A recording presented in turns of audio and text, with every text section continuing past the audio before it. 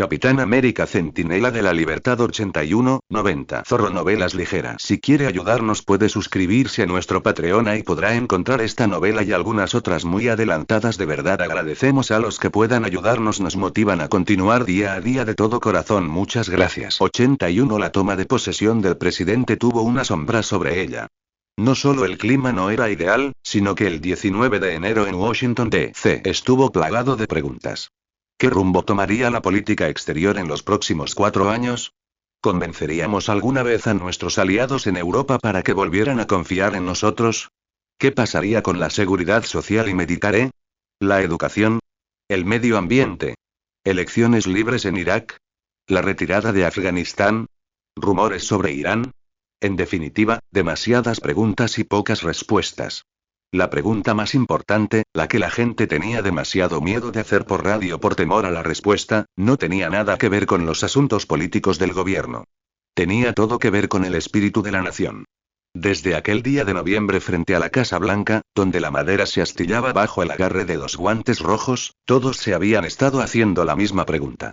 El índice de aprobación de la gestión del presidente había caído por debajo del 20%, los editoriales estaban repletos de negatividad y los programas de entrevistas estaban en su mejor momento. Por una simple pregunta. ¿Dónde está el Capitán América? Henry Peter Girich se paró frente al monumento a Lincoln, tomándose un momento para apreciar la solemne expresión de la estatua. Se preguntó si a algún posible vándalo se le habría ocurrido dispararle en la nuca, solo por ironía. Sabía que quería sacar su arma y dispararle en la cabeza al cantante de folk que vendía monedas a menos de 6 metros de él. ¿Dónde te has metido, Capitán América? Todos te han mirado, guau, guau. Que Dios te bendiga, Capitán América. Necesitamos que nos muestres el camino, El hombre no solo estaba masacrando a Simón y Garfunkel, sino que también estaba tocando la fibra sensible del pelirrojo de gafas de espejo. Sentía que solo le quedaba una nalga, porque el presidente le había arrancado la otra a mordiscos. Tras los sucesos del 12 de noviembre, el activismo mutante casi se triplicó. Grupos de protesta que antes tenían demasiado miedo de mostrar sus caras mutantes ahora se esposaban a edificios federales y bloqueaban el tráfico en ciudades de todo Estados Unidos. Por no hablar de la reacción de las minorías al ver que solo 2 minorías seguían en la lista del Vengador y una de ellas estaba inactiva. ¿Acaso no lo entendían todos? De arriba a abajo, todos querían su cabeza por nada más y nada menos que hacer cumplir las leyes que aprobaba su Congreso. Obviamente, no entendían que el Congreso aprobaría una ley para afeitar a todos los monos si eso les hacía quedar bien. Ahora el senador Thomas renunciaba a la comisión, ya que su cobarde partido intentaba distanciarse de las decisiones que Thomas defendía. Algún demócrata de las tierras salvajes de Oregón moría de ganas de ocupar su lugar. Girich no era partidista. Despreciaba a ambos partidos por igual, pero amaba a su país. No mucha gente conocía a Henry Peter Girich como algo más que un agente del gobierno con inclinación a hacer el trabajo sucio, pero en su mente era un verdadero patriota.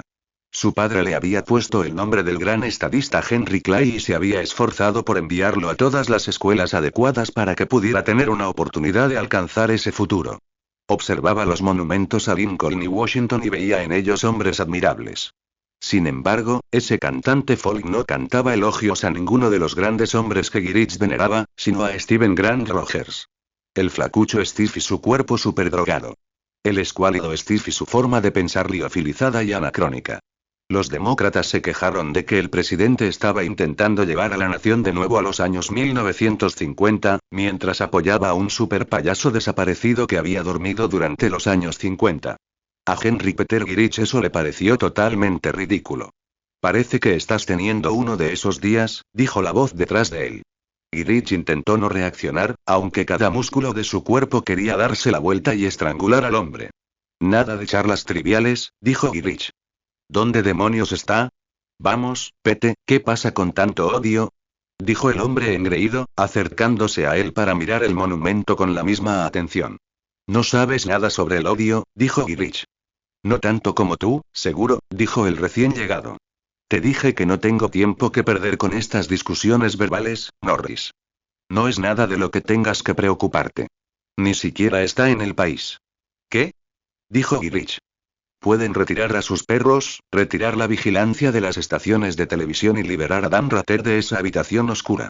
Steve Rogers no va a entrar en un estudio de televisión y empezar a hablar mal del presidente, dijo Norris. Norris, ¿y dónde está Eli? Gruñó Girich. Ayudando a las víctimas del tsunami. Y también de forma discreta. Buena suerte recorriendo toda la costa del sudeste asiático buscándolo.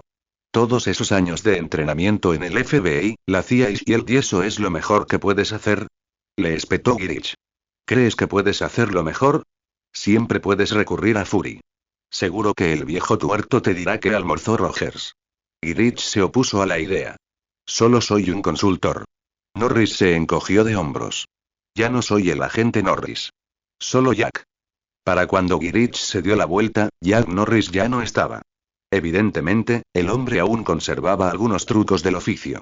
No tenía suficiente información para ser útil, pero había reducido las oportunidades y abierto opciones. Steve Rogers había sido su némesis durante demasiado tiempo. La primera vez que intentó que los Vengadores se pusieran de su parte y los ayudara a convertirse en una organización medianamente decente, el Capitán América lo luchó a capa y espada. Incluso recurrió directamente al presidente para socavar su autoridad. Cuando él y la comisión consiguieron la influencia para que trabajara para ellos, se negó, dejándolos con un uniforme vacío que llenar. Luego, se les pasó por alto de nuevo para recuperar ese uniforme para siempre. Después, llevó a los Vengadores a las Naciones Unidas para eliminarlo por completo de la ecuación. Ahora que había conseguido que volvieran arrastrándose, que se le condenara si dejaba que el hombre lo convirtiera de nuevo en el villano. Henry Peter Girich era el verdadero patriota. Steve Rogers era el payaso disfrazado que vivía en el mundo de la fantasía. Al menos en la propia mente de Girich. Tony Stark y Janet Van Dyne estaban solos en la sala de reuniones, haciendo papeleo en un silencio incómodo que ninguno quería romper. De alguna manera, ese silencio incómodo era más cómodo que cuando hablaban. Porque solo había una cosa de la que querían hablar y otra en la que todos coincidían en que no debían hacerlo. Compartían las responsabilidades de presidente de los Vengadores y se habían negado a que otros miembros votaran para oficializar a uno de ellos. Lo cierto era que ninguno quería hacerlo. Si ellos no, ¿quién lo haría? Mónica, tal vez. La Capitana Marvel era sin duda segura y capaz, pero al igual que la avispa, desconfiaba de la responsabilidad. Su etapa como presidenta estuvo marcada por el desastre, al igual que la de Janet. El Caballero Negro rió cuando le preguntaron si quería asumir la responsabilidad.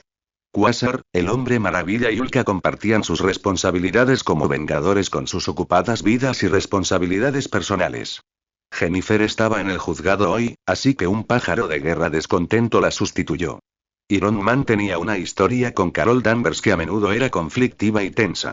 Fue una suerte que tuviera a Janet para cuidarla. ¿Cuándo vamos a hablar de ello? Preguntó finalmente Janet. Han pasado 2 meses. Todo va bien, dijo Tony. Estamos creando una buena dinámica de equipo. Nadie se queja, simplemente son buenos soldados, dijo la avispa. Solo intentan ser, como él querría que fueran. No hacía falta preguntar de quién estaba hablando. Tony se levantó y tiró el papeleo sobre el escritorio. ¿Cómo lograba el Capi encajar todas estas tareas en un solo día? Había 5 Vengadores esperando para una reunión y sus presidentes se ahogaban con la burocracia del gobierno. En su frustración, casi golpeó la pared, y lo único que lo detuvo fue que uno de sus golpes la reduciría a escombros. Entonces tendría que lidiar con Jarvis y sería el fin para Tony Stark. Volvió a mirar a Janet, trabajando diligentemente como si ignorar la rabieta truncada de Tony pudiera solucionarlo todo. Ella lo conocía bien. Allí estaban, como 2 gallinas intentando que sus polluelos caminaran en línea recta. Porque eran los fundadores. Porque este era su desastre. Media hora después, Tony se puso el casco, más para ocultar su expresión agria que para ocultar su identidad. De todas formas, todos sabían quién era. Lo que no sabían era lo disgustado que estaba. Recordó esos últimos meses con el Capi. Cómo esos escasos indicios de estrés y depresión causaban tanta preocupación entre los Vengadores. Incluso en él. Era mejor que, al mirar a su líder, vieran un rostro de hierro y sin rasgos distintivos. Cuando eres un líder, sin importar cómo te sientas realmente, debes proyectar fuerza y confianza. El Capi lo entendía, y por eso nunca pediría ayuda. ¿Por qué lo habían presionado tanto? Era demasiado tarde para arrepentimientos. Demasiado tarde. Tony y Han se sorprendieron por la conversación despreocupada en la sala de reuniones. Entonces, ¿por qué volviste con la Capitana Marvel, Mónica? ¿No había ya una Capitana Marvel? Preguntó el hombre maravilla. Sí. Genis, el brazo, dijo Barbird con un marcado desagrado. No lo sé. Simplemente me dio la gana. No creo que pueda demandarme porque ni siquiera vive en este planeta, dijo Mónica Rambeau. Además, estaba harta de decir que era fotón y que todos me preguntaran quién era. ¿Por qué hablamos de eso? ¿Por qué dejaste de llamarte Miss Marvel, Carol? Tenías un club de fans y todo eso, insistió Simona Warbird. Si tanto te gusta el nombre, ¿por qué no te llamaste Marvelman? Preguntó Warbird con aún más irritación. Esa es una idea, he tenido mala prensa últimamente, se lo comentaré a mi agente. Dijo Simón con una sonrisa encantadora. ¿No te llamaban antes Marvel Boy, Q-Ball? Preguntó Warbird, imitando el entusiasmo de Simón. No. Era otra persona con las bandas cuánticas, dijo Quasar en un tono que daba a entender que esperaba que nadie mencionara el tema. Qué lástima que Vance ya no esté. Era el chico maravilla, dijo el caballero negro antes de darse cuenta de lo que estaba diciendo. Todos se miraron torpemente. Deberíamos ponernos en marcha, dijo Han en voz baja. Tommy hizo el honor de abrir la reunión, y abordaron todos los temas excepto lo que realmente querían tratar. Cuando la reunión, afortunadamente, llegó a su fin y Tommy estaba a punto de despedirlos, fue una voz sorprendente la que habló. No voy a seguir así, chicos. Tenemos que hablar de ello, insistió Warbird. Tenemos que hablar de Steve. ¿De qué hay que hablar, Carol? Preguntó Simón. Todos estábamos allí. Todos sabemos lo que pasó. Pero ninguno de nosotros lo entiende. Casi gritó Carol mientras saltaba de su asiento. Estoy harta de esta porquería. Ya pasé suficiente tiempo negando mis emociones y sin hablar de las cosas mientras era binaria. Si nos sentamos en otra de estas reuniones sin hablar de esto, me volveré loca. Los Vengadores la miraron como si ya estuviera allí. Tony. Tú y el Capi eran los únicos que sabían que el Super Skrull se estaba infiltrando en nuestras filas, y todos sabemos que si eso no hubiera sucedido, las cosas habrían sido diferentes. ¿Te dijo el Capi lo que planeaba hacer? También estaban uña y carne en ese podio. Nos tendiste una trampa. Le gritó Warbird. Tranquila, Carol, le exigió la capitana Marvel con su voz de mando, con el típico aire de una policía de Luisiana. Esa es la silla a la que te refieres. No, Mónica. No pasa nada. Ella tiene todo el derecho a saberlo. Todos ustedes también. Tony Stark había pasado el día anterior a su encuentro con el Capitán América en una especie de exuberante estado de negación. Había resistido la adquisición. Tuvo que romper el fideicomiso que llevaba el nombre de su madre para lograrlo, pero ahora Brand Corp y Stane International podían besarle el trasero de hierro. Incluso podría presionar para que se hicieran cargo de ellos después de que su división de software lanzara el nuevo sistema operativo el año siguiente. Estaba exhausto, pero triunfante. Es más, por primera vez en mucho tiempo se sentía invencible. Recibió la llamada de que Steve estaba allí para verlo, una ocasión tan excepcional que era casi inconcebible. Lo dejó todo para ir a ver al capitán. Entonces Cable lo dejó caer. Había sucedido antes de que siquiera supiera lo que estaba pasando. Cable estrechó la mano, lo levantó y lo arrojó contra la mesa de reuniones. Una mano férrea le sujetó la tráquea y le cortó el flujo de oxígeno al cerebro. No te muevas. Le advirtió la voz del supersoldado mientras le rasgaba la camisa a Tony. Tony ni siquiera intentó forcejear, estaba demasiado aturdido.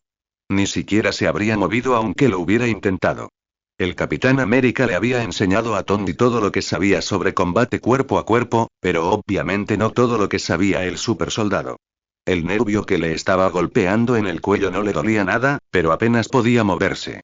Sintió una punzada de miedo momentánea, como si lo hubieran paralizado de nuevo, pero en cuanto la mano se apartó de su garganta, sintió que la sensibilidad regresaba. Se había quedado mirando su pecho desnudo unos instantes y luego lo soltó. Steve estaba frente a él, ofreciéndole la mano. Lo siento, viejo amigo. Tenía que asegurarme, dijo Capitán. ¿Qué significa eso? Tosió Tony. Estaba comprobando que eras tú, dijo Steve. ¿Qué? Tienes las cicatrices de tu cirugía a corazón abierto, dijo Steve, recorriendo su propio pecho con el dedo.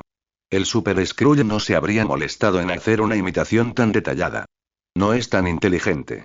¿El Super Skrull? Preguntó Tony con voz entrecortada, sintiendo que el Capi se había vuelto loco. He estado estudiando al sindicato, comparándolos con el Escuadrón Supremo porque obviamente intentan ampliar su membresía hasta alcanzar al Escuadrón. Por eso la fuga de la bóveda fue tan importante. Pero el Super Skrull escapó hace casi un año y no se le ha visto desde entonces, explicó Steve. Lo han reclutado para que sea su versión del Skrull del Escuadrón, y se ha infiltrado en los Vengadores. ¿Por qué crees que me ha estado imitando? Preguntó Tony, intentando abrocharse la camisa, aunque le faltaban algunos botones. Está imitando a uno de los miembros que estuvo con nosotros durante la batalla en el centro comercial, insistió Steve. ¿Cómo lo sabes? Porque sabían que estábamos allí, sabían quiénes estábamos allí y sabían cómo combatirnos. No hubo sorpresa. Nadie alcanza ese nivel de conocimiento táctico sin una fuente interna. El Cap insistió. El escuadrón no son psíquicos. Ni siquiera son muy listos. La respuesta era tan obvia que hasta un ciego podría verla, y solo un ciego me la hizo notar. Mientras Cable explicaba su encuentro con Daredevil y lo que el justiciero le había revelado, el multimillonario industrial comprendió la gravedad de lo que Cable contaba. También le sorprendió haber acudido a él primero. No sabía si sentirse insultado o lleno de orgullo. ¿Sospechaba Cable de él o tenía otras razones para confrontarlo primero? Mientras hablaban de los demás, reduciendo la lista de posibles sospechosos, un asunto mucho más serio tomó Fied. Sobre esas revistas en tu recepción y empezó Kat con gravedad. Eliminamos a Visión y a la Bruja Escarlata porque al Super Skrull le habría costado mucho emular sus poderes. Eliminamos a Avispa por la misma razón. Eso nos dejó a Thor y a mí. Cuanto más hablábamos del tema, más obvio se hacía que era Thor. Una vez que Daredevil confirmó nuestras sospechas, supimos que teníamos que enfrentarlo. Desconocíamos el arma universal, y por eso el Capi decidió enviarlo al limbo. Fui yo quien tuvo la idea de hablar con Reed Richards, porque él es la autoridad en Skrulls, y fue Reed quien nos proporcionó el arma de Rom, explicó Tony. ¿De verdad era ese el cañón de mano de Rom? Preguntó el Capitán Marvel. Creo que sí, pero por lo que sé, Reed podría haberlo revertido él mismo. No me extrañaría. De todas formas, tenía prisa por salir del planeta cuando lo interrumpimos. Algo sobre Galactus. No tuvo mucho tiempo para explicarlo. Nosotros tampoco, porque teníamos una cita con las Naciones Unidas, explicó Tony. ¿Qué tiene esto que ver con mi pregunta?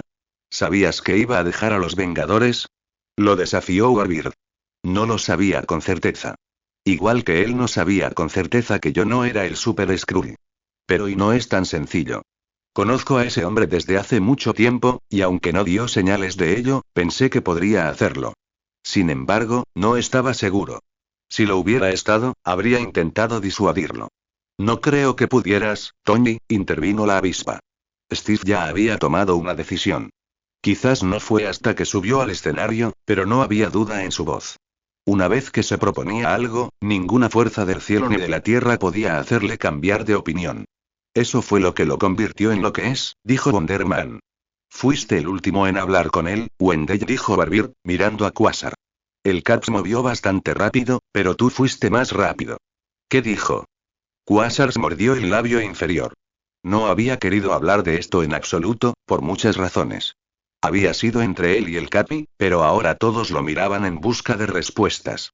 Por un instante, supo exactamente cómo se había sentido el Capi durante todo el tiempo que estuvo allí. Quiso desaparecer en ese momento, pero desterró la idea de su cabeza porque sus bandas cuánticas eran capaces de hacerlo realidad, aunque con graves consecuencias atmosféricas. Sin embargo, en el fondo, Wendell Elvis-Vaughn era un hombre honesto que no amaba los secretos. ¿Qué daño había en contarlos? No heriría nada más que su orgullo. Dijo lo suyo y se marchó furioso. Estaba rodeado de periodistas. Lo alcancé y los empujé a todos con una esfera de energía cuántica y había anochecido, así que la luz del constructo cuántico de Quasar era la única que iluminaba su conversación. La luminiscencia amarilla que los iluminaba desde todas las direcciones contrastaba nítidamente. Al elevarse hacia el cielo, a los frenéticos observadores les pareció como si un sol en miniatura saliera del césped de la Casa Blanca. Aún no se oían por el ruido de la multitud, así que, con un instante de concentración, Quasar hizo que la esfera desviara las ondas sonoras. El silencio los invadió casi al instante, pero casi un minuto después seguían mirándose, esperando a que el otro dijera algo. Capi, se aventuró Quasar. Creo que ya he dicho todo lo que tenía que decir, dijo el Capitán América. No puedes hacer esto. No puedes dejar a los Vengadores. Ya lo hice, dijo Cap con voz cansada. Te necesitamos, Cap. Te necesitamos más que nunca. ¿No lo entiendes? Seguro que sí, porque votaste y no. Tuve otra opción, dijo Cap, y la fuerza de su ira detuvo a Wendell en seco. ¿Qué quieres decir? Dijo Wendell. Podrías haber votado por nosotros para luchar contra la comisión, te habríamos seguido en cada paso del camino. Todos. Yo lo habría hecho, Dane, Cristal, todos nosotros, sin importar cómo hubiéramos votado. Dímelo tú, Wendell, dijo Kat con calma. ¿Qué quieres decir? No lo había decidido hasta que diste tu discurso. Tú fuiste quien me convenció, dijo Kat con tristeza en los ojos. Wendell quedó atónito. El peso de lo que acababa de decir el supersoldado cayó sobre sus hombros. Tú, quieres decir, tú no, Dios mío. Balbuceó Quasar, casi perdiendo la concentración y precipitándolos hacia su perdición mientras el globo de luz se disolvía. Recuperó el control justo a tiempo. Cap se agarró el hombro. No te sientas culpable. No te sientas responsable, porque tenías razón. Tienes que verlo. Esta era la única manera. ¿Cómo? ¿Qué dije? Preguntó Quasar con los ojos muy abiertos. El mundo aún necesita héroes. El mundo aún necesita a los Vengadores, y no importa quiénes llenen la plantilla mientras se mantengan fieles al espíritu de los Vengadores. Se lo debemos a los que hemos perdido, a los que quedan y a los que se han visto obligados a irse. ¿Cuántas veces ha cambiado la plantilla a lo largo de los años?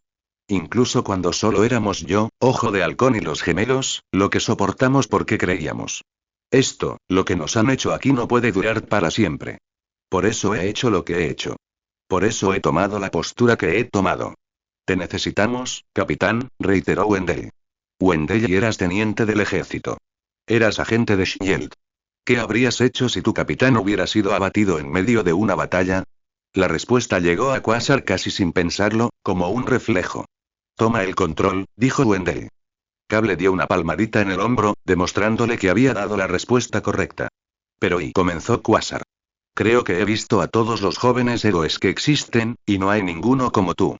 Si pudieras conectar con esa parte de ti que me convenció de tomar la decisión que tomé, podrías ser el mejor líder que los Vengadores hayan tenido jamás. No estoy listo, dijo Quasar. No estoy digno. Terminó Cap por él. Has estado en suficientes batallas, en suficientes guerras, para darte cuenta de que eso no tiene nada que ver. Cuando estés al mando, hazte cargo. Hay vidas que dependen de ti, de las decisiones que tomes, y eso es todo lo que importa. Cap, nadie podrá reemplazarte jamás, y susurró Quasar. Tengo fe en ti, Wendell, dijo Capitán. Solo necesitas tener fe en ti mismo. Me pidió que lo llevara al Cementerio Nacional de Arlington. No me dijo por qué.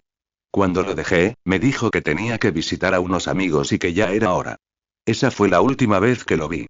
Terminó Quasar. Todos lo miraron, en silencio por lo que acababa de decirle. Quasar no se veía a sí mismo como lo veían los demás. Vieron a un joven tranquilo con un poder tan inmenso que apenas lo entendían, asumiendo una responsabilidad que apenas podían comprender. Podía ser indeciso a veces, excesivamente pasivo en otras, pero una vez que se comprometía con un curso de acción, lo ejecutaba con una valentía moral extraordinaria. Había dado su vida por ellos una vez, y eso era algo que muchos de ellos nunca olvidarían. Lo respetaban tanto como el Capi, y se preguntaban por qué había tardado tanto en decírselo. Se veía a sí mismo como un tipo que estaba en el lugar equivocado en el momento equivocado y que solo intentaba hacerlo lo mejor posible. Se obsesionaba con sus defectos más que con sus fortalezas, con sus fracasos más que con sus éxitos.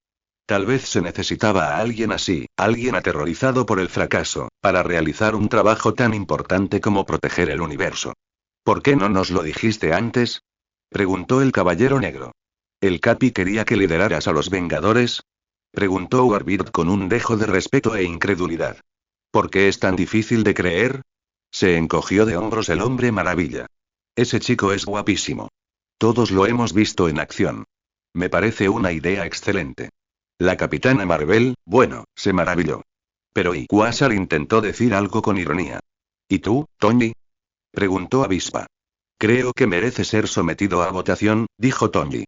Creo Wendell lo intentó de nuevo, pero fue interrumpido. Propongo que Quasar sea considerado para la presidencia de los Vengadores. ¿Alguien lo apoya? Preguntó Iron Man. Tony y Quasar intentó forzar su voz a través de una tráquea que parecía encogerse a cada segundo. Secundo la moción, dijo la avispa dulcemente. Todos a favor, digan sí. Gritó Tony. Tony, Janet, Simón, Mónica y Gane gritaron ay. ¿Te opones? Preguntó Tony como si lo hubiera pensado después. No, dijo Barbird con un tono de voz solitario, dándole un codazo juguetón a Wendell. Los votos a favor se llevan la victoria, dijo Tony. Su mazo, señor presidente. Wendell no sabía si estaba en un sueño o en una pesadilla. ¿Cuándo quieres hacer el anuncio a la prensa? Preguntó la avispa mientras Quasar, aturdido, tomaba el mazo. ¿No podríamos dejar que lo averigüen por sí solos? Respondió finalmente Quasar. Todos los Vengadores se miraron entre sí. No veo por qué no. Tú mandas. Simón se encogió de hombros. Si con esto concluimos nuestro asunto, propongo levantar la sesión, dijo Wendell. Todos lo miraron. No tienes que pedir que se levante la sesión. Tú eres el presidente, dijo Wasp. Se levantó la sesión, dijo Quasar, golpeando el mazo un poco más fuerte de lo que debía. Lo hiciste genial, chico, dijo Tony, rodeándolo con el brazo y acompañándolo fuera de la habitación. Ahora hay un pequeño asunto de papeleo, ¿dónde está? ¿Dónde demonios está? Gruñó Fury, haciendo que los agentes de S.H.I.E.L.D. se encogieran de miedo en todas direcciones. No lo sabemos, señor. Una agente tuvo el valor de admitirlo. ¿Cómo que no lo sabes? Le ladró Fury en la cara.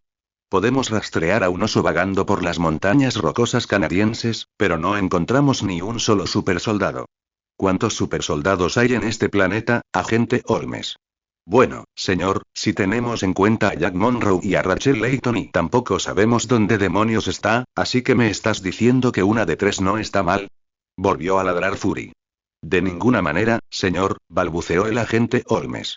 Solo estaba respondiendo a su pregunta. Fury pasó junto a él y se dirigió al sistema de megafonía del helicarrier de S.H.I.E.L.D. Escucha esto. Rugió Fury por el altavoz. Es el coronel Fury. El próximo hijo de puta que me lleve la lengua se sale por la ventanilla de babor sin paracaídas. Fury arrojó el altavoz y se dirigió de nuevo hacia el agente Holmes, con el cigarro encendido y los ojos inyectados en sangre. ¿Lo tienes? Gruñó Fury. Sí, señor. Ladró Holmes. Pandilla de Grus, escuchen bien. Gritó Fury. Quiero que encuentren al Capitán América. Sin palabrotas. Sin excusas. Encuéntrenlo o les juro que haré que los despellejen vivos y los saquen de la quilla. Sin excusas. Encuéntrenlo. ¿Entienden lo que digo, idiotas? Sí, señor. Gritaron todos al unísono. A por ello. Sube. Y ya que estás, tráeme un Tylenol. Ladró Fury mientras salía furioso del puente del helicarrier. Fury irrumpió en la sala de comunicaciones e intentó recomponerse. Desde el día en que el largo brazo de Hank Pym sacó al Capitán América del océano, Fury había hecho todo lo posible por vigilarlo con su único ojo bueno. Nunca le había perdido la pista al Capi durante tanto tiempo. Casi 2 meses. El hecho de haberlo perdido en Washington D.C., que estaba abarrotado de agentes de S.H.I.E.L.D. en ese momento, era aún más irritante.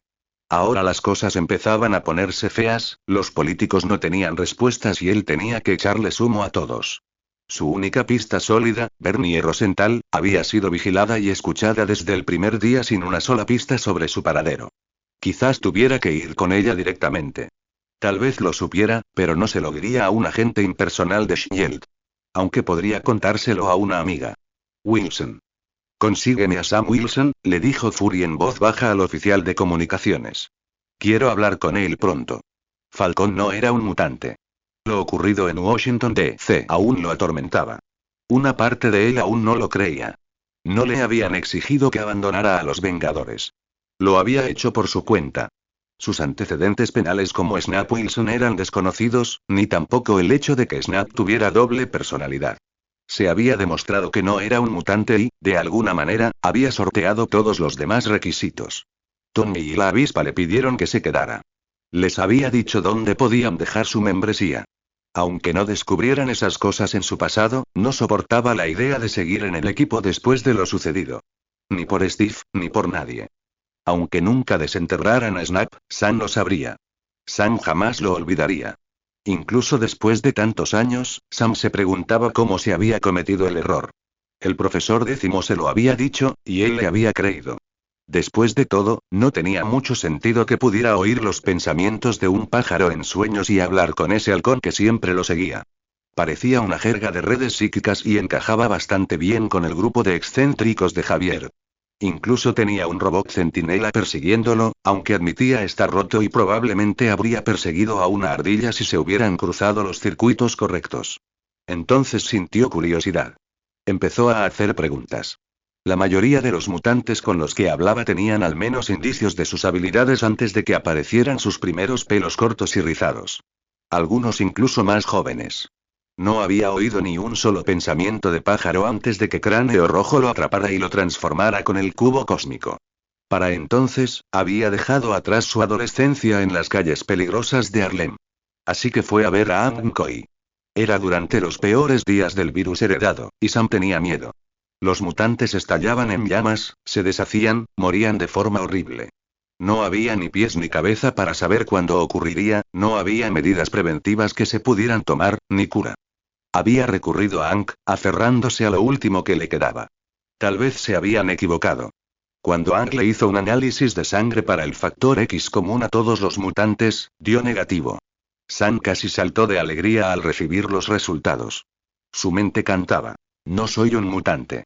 No soy un mutante. No lo soy. No lo soy. No voy a morir. Voy a vivir. Entonces vio la mirada en el rostro peludo de la bestia. Había quedado atrapado en medio de un tirón de brazo de Tiger Woods cuando vio el ceño cansado y la mirada de comprensión casi resentida por lo que sentía. Acababa de celebrar no ser un mutante justo delante de uno, y en ese momento sintió un remordimiento más profundo que en cualquier otro momento de su vida. Antes de que pudiera decir nada, antes de que pudiera disculparse, Hank Koy se dio la vuelta y salió de la habitación. Habían sido amigos durante años. Amigos, aliados y compañeros vengadores. Apenas habían hablado desde entonces, y nunca sobre lo que sucedió dentro de esa habitación. Mientras Samuel Wilson estaba a las puertas de la mansión, pensó en ese momento.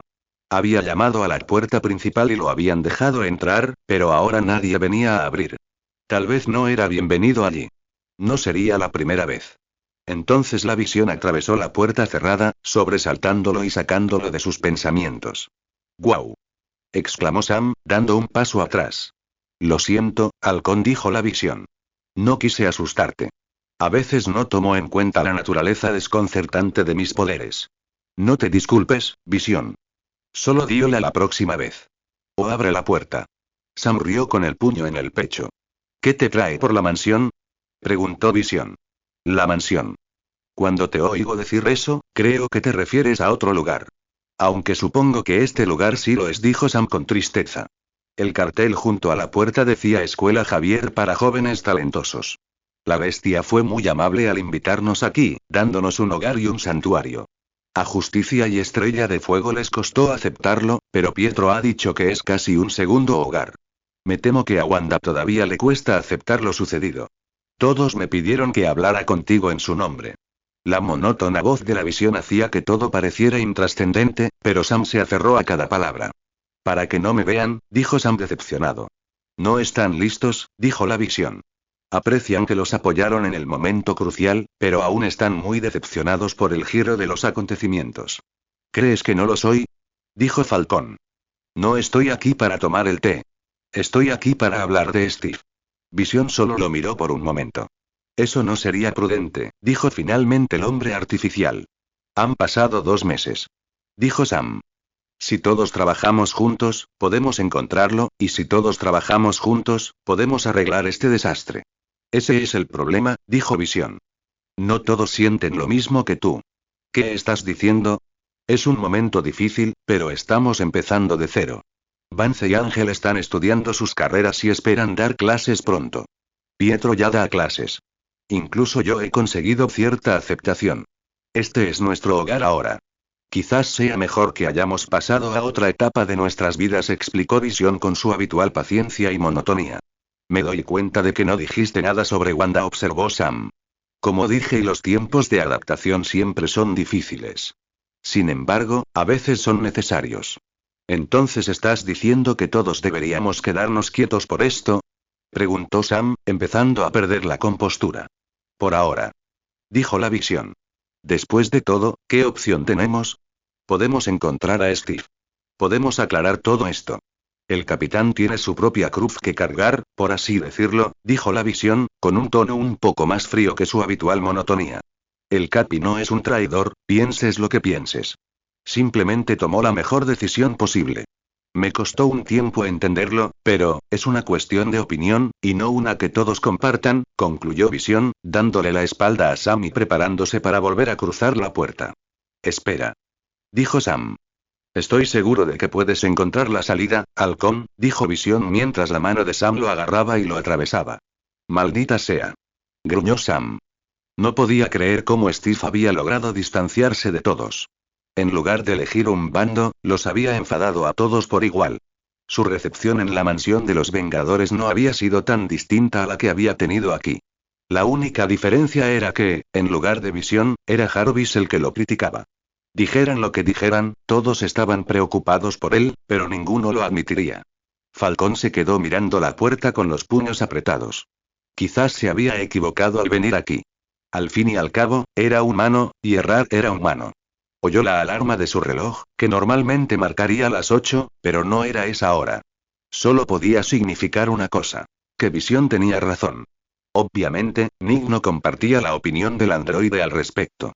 Había una cualidad que hacía del Sindicato Siniestro una de las organizaciones criminales más difíciles de rastrear. Que, una vez que se quitaban sus estridentes disfraces, parecían iguales a cualquier otra persona. Sentados en los sofás de la sala VIP, ninguno parecía otra cosa que un grupo de amigos y compañeros de trabajo pasándoselo bien un viernes por la noche. Vestían a la moda, pero sin ostentación. Se lo pasaban en grande, pero a simple vista no mucho más allá de lo normal. Vistos de civil, eran el polo opuesto de sus extravagantes alter egos. Sin embargo, no era lo que parecía.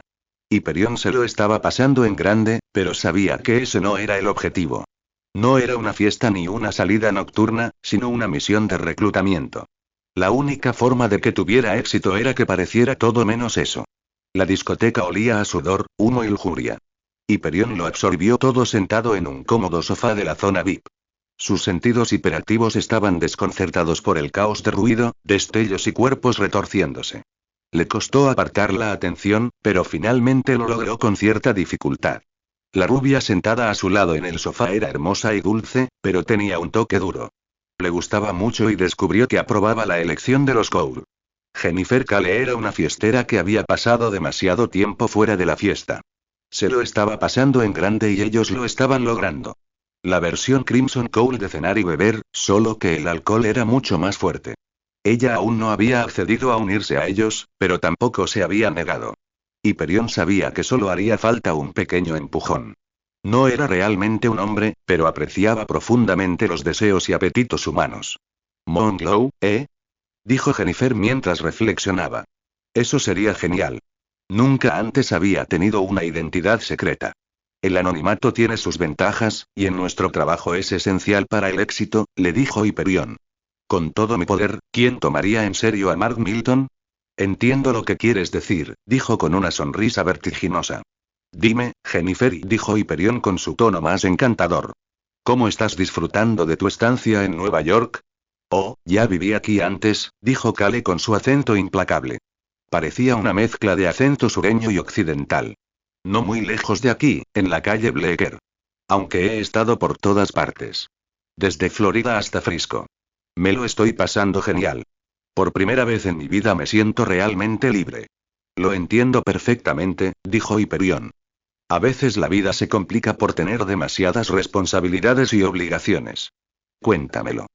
Dijo Jennifer mientras sacaba un Marlboro de su mochila. Parecía que había desperdiciado años de mi vida dando vueltas por ese pantano de Citrusville. Speed-Demon no perdió tiempo en ofrecerle fuego, casi como un caballero. Tienes muchos dones, dijo la princesa poderosa desde su izquierda. Dones que apreciamos y estamos dispuestos a recompensar. No tengo trabajo ahora. No tengo mucho dinero. Jennifer parecía estar reflexionando mientras daba su primera calada profunda. Ya había explicado que solo fumaba cuando bebía, y que se estaba emborrachando bastante. Eso no será un problema por mucho tiempo, dijo el doctor Spectrum con una sonrisa. Iba vestido como el proxeneta que era. La princesa poderosa le dirigió una mirada penetrante. Dime, Jennifer. ¿Qué es lo que más te ha gustado de esta noche? Hyperion desvió la atención de Jennifer de los rivales. La miró profundamente a los ojos mientras le preguntaba, acunando su barbilla en su mano. Su mano acarició la suya mientras lo hacía. Ella se había sentido atraída por él más que los demás, y le gustaba pensar que era porque se sentía atraída por él. Tenía que usar todo lo que pudiera. Me gusta la gente, dijo Jennifer con una sonrisa de borracha. Yo también soy sociable, dijo Hyperion. Veo que has estado fijándote en mucha gente del club. ¿Qué dirías, Jennifer, si te dijera que puedes quedarte con cualquiera? ¿Y tú? Le preguntó a la princesa poderosa. Eres hermosa. Lo que quieras y a quien quieras. Dime, ¿prefieres hombres o mujeres? Preguntó Hyperion sin atisbo de juicio. Jennifer se sonrojó. Me gustan ambos. Ambas cosas, entonces dijo Hyperion, chasqueando los dedos. El Doctor Spectrum y la princesa poderosa se pusieron de pie como si esperaran la orden. Zarda, Joe, lleven a Jennifer al salón de arriba y denle todo lo que quiera, durante el tiempo que quiera, dijo Hyperion. ¿Y tú, Mark?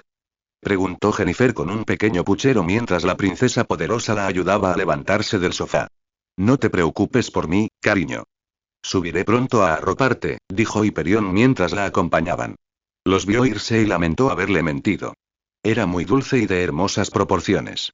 A pesar de todos sus poderes de hechicería, Jennifer seguía siendo una mujer humana normal, y su cuerpo no podría sobrevivir a un encuentro físico con él. El precio del poder a veces era muy alto.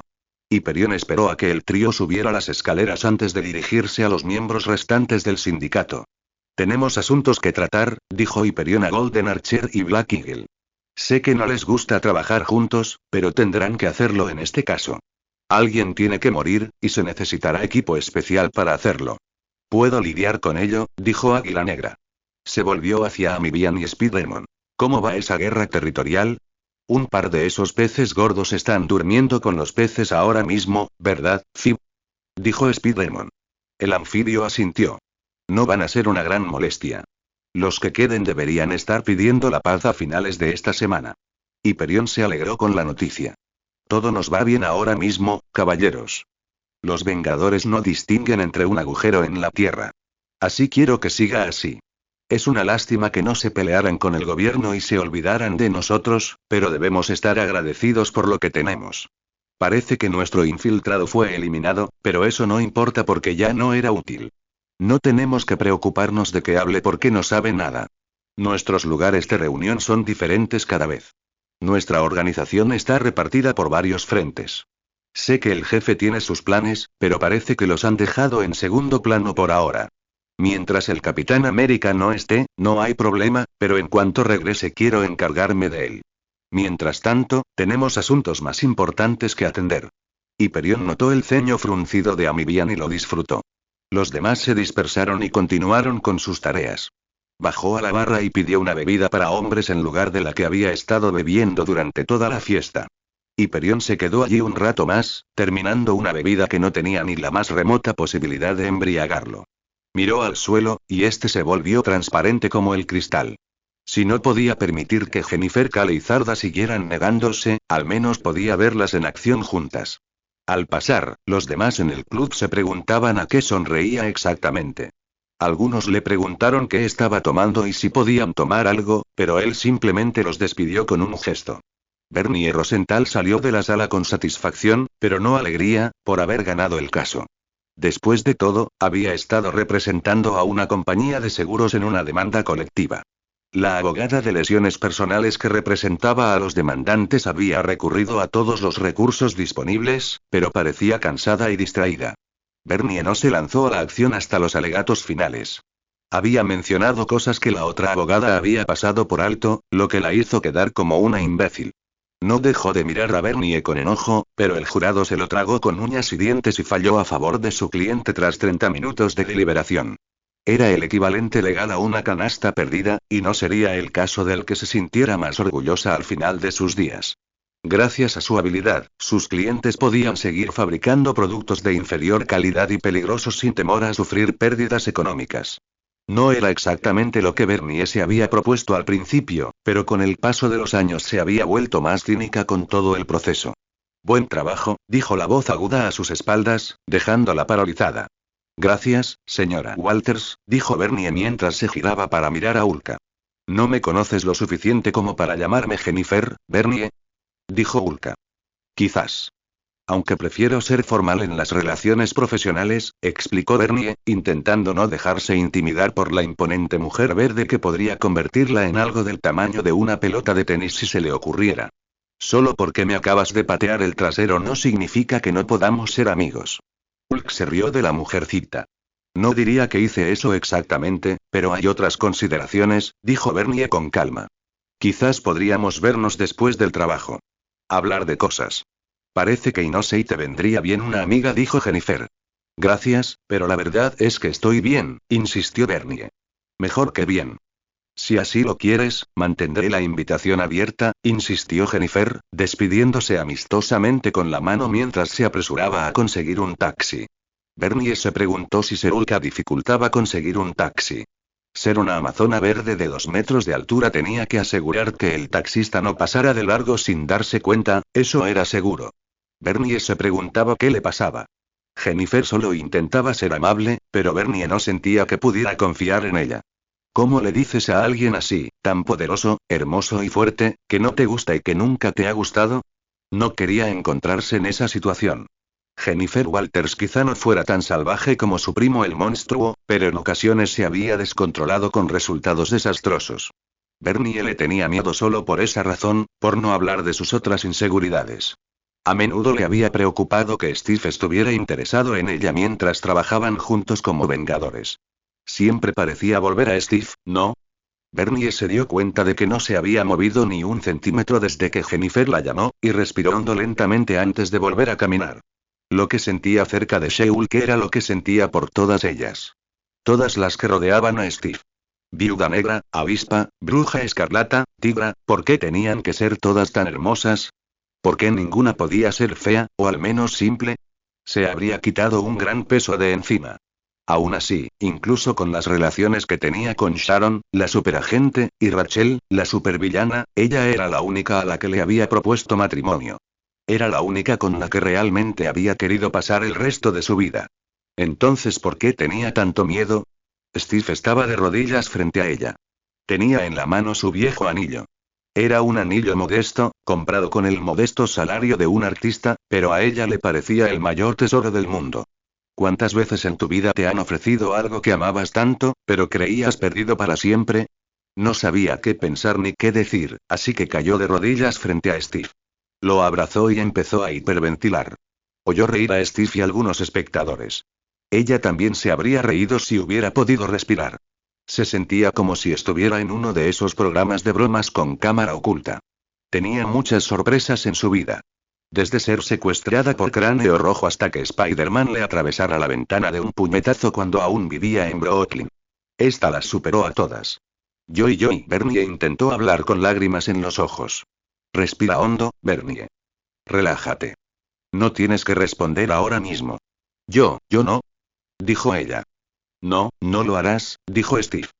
Podemos ir a tomar un café. Podemos hablarlo. Solo quería que supieras que lo decía en serio. No quise ponerte en un aprieto. Me vendría bien un café, dijo Bernie. Así que hablaron de ello. Ella pasó de aceptar a rechazar y viceversa. Él le explicó todas las razones por las que creía que debían hacerlo. Ella le explicó todas las razones por las que creía que debían hacerlo. Él le explicó las razones por las que debían esperar, y ella le explicó con cuántas estaba de acuerdo. Al final, cuando todo estuvo sobre la mesa, todo se redujo a una sola cosa. Se amaban, pero nunca habría un buen momento para ellos. Me alegré muchísimo cuando revelaste que eras el Capitán América, le dijo Bernie. Fue egoísta de mi parte, porque ya no quería guardar el secreto. Ahora desearía que no lo hubieras hecho. Ojalá todo volviera a ser como antes. No puede ser. Así son las cosas. Steve Rogers es el Capitán América. Todo el mundo lo sabe. No puede existir uno sin el otro. Supongo que eso significa que consigo dos por el precio de uno, y me encantan los dos, rió Bernie. Ambos también te aman, dijo Steve. Tienes mucha suerte. Ojalá fuera así de sencillo. Ay, no sé. ¿Y los demás? Preguntó Bernie con algo de miedo. ¿Quién? Preguntó Steve. ¿Todas tus otras mujeres? Preguntó Bernie. Sé que no tengo derecho a preguntar, porque no he tenido una cama fría en todos estos años, pero si vamos a casarnos, sabes que no soy ese tipo de hombre, Bernie.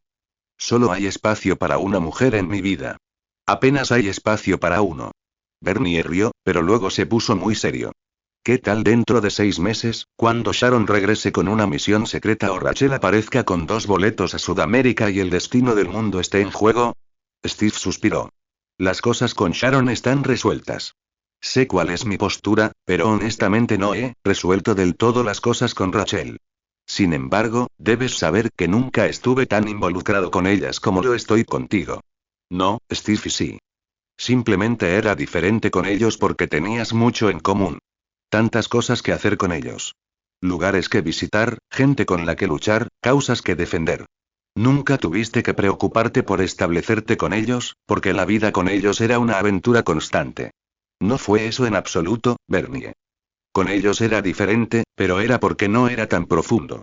No era tan real. Quizás simplemente nunca les diste una oportunidad, dijo Bernie. No me malinterpretes. Me alegra que no lo hicieras porque te quiero mucho, pero me preocupa cómo te sentirás en el futuro.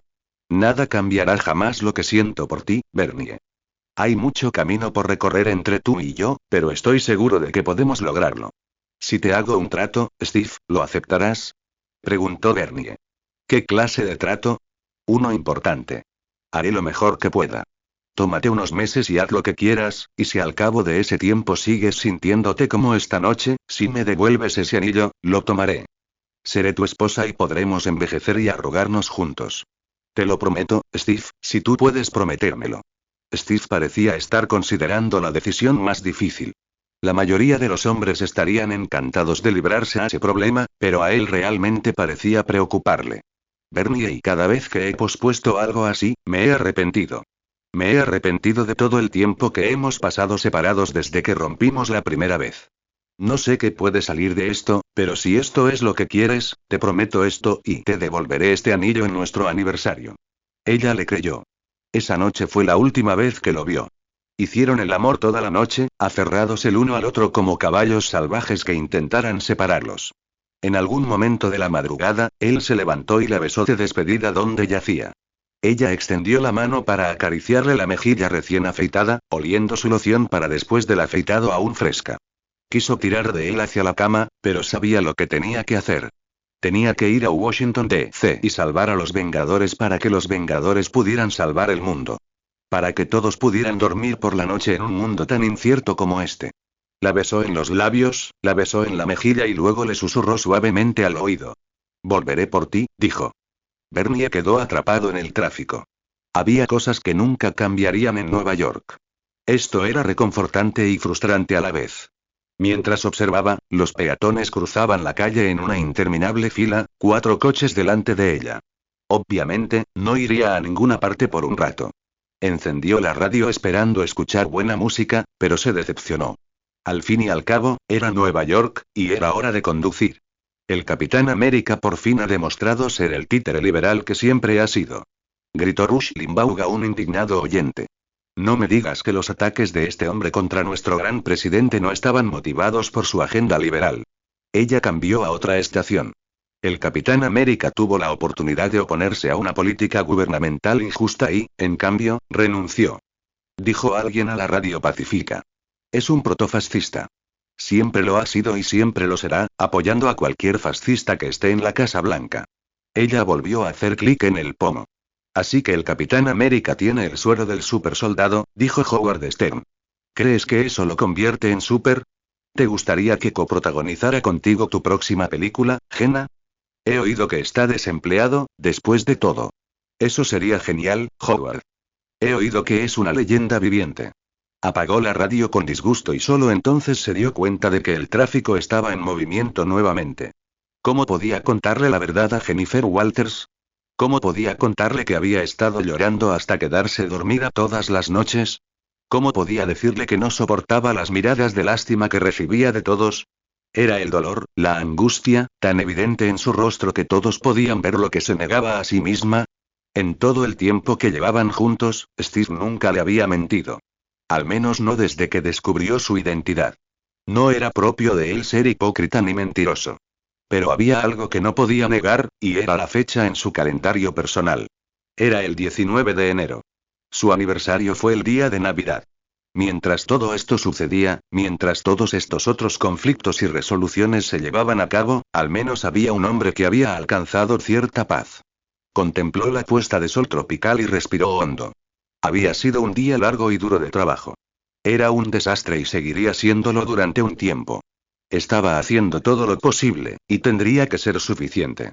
Aún había personas perdidas por encontrar, niños atrapados por rescatar y familias que habían perdido la esperanza de encontrar consuelo.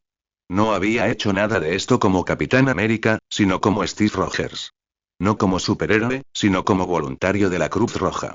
No se había puesto su disfraz desde aquel día en Washington, D.C. Había viajado al otro lado del mundo para ayudar en todo lo posible, porque ese era el tipo de hombre que era.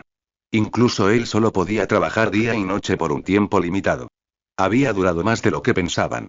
La experiencia le había dicho exactamente cuánto tiempo podría.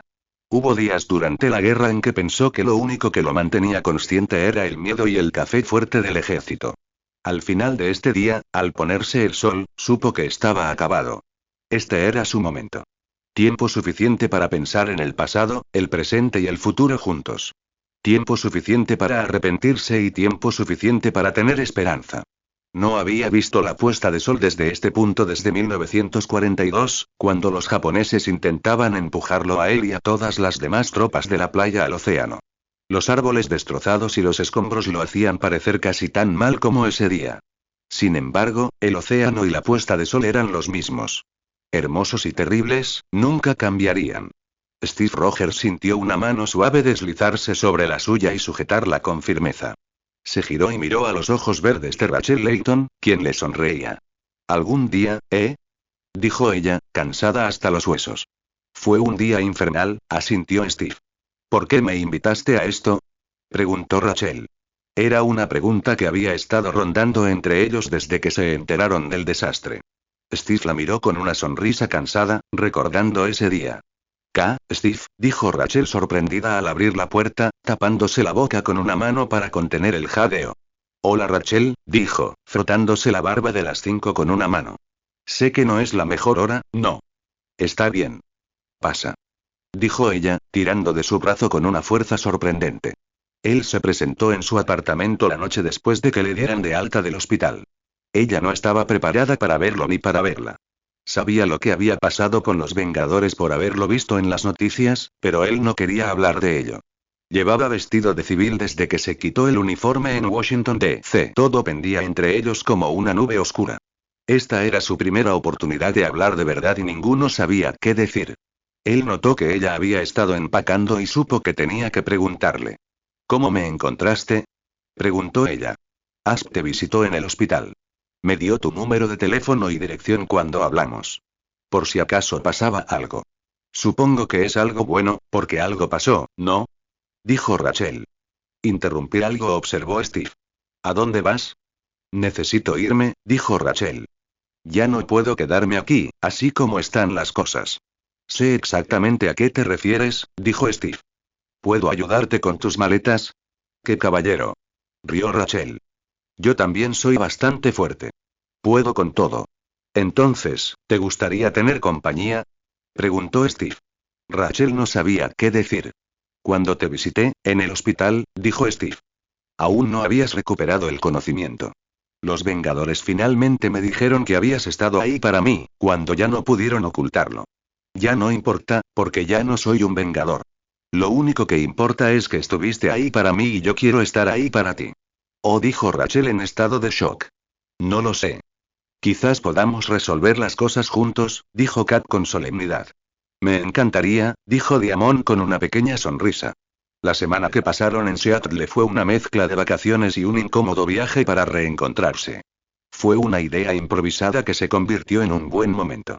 La única razón por la que eligieron Seattle fue porque era lo más lejos que podían llegar de Nueva York sin tener que comprar un billete de avión a Alaska. Viajaron con nombres falsos que los cómplices de Diamondback habían descubierto. Fueron a esquiar al Monte Baker, a hacer senderismo en el Bosque Nacional de Olympia y a visitar el Experience Music Project. Rachel se partió de risa al ver la cara de Steve al oír a Jimi Hendrix tocar el himno nacional. Ninguno de los dos tenía familia a la que visitar, así que pasaron las fiestas juntos en el noroeste del Pacífico.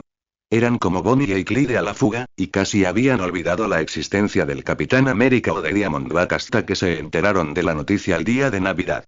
Casi 500.000 de personas murieron en un solo y horrible día. Nunca tuve la oportunidad de decirte lo que realmente sentía por ti, así que pensé en demostrártelo, dijo Steve.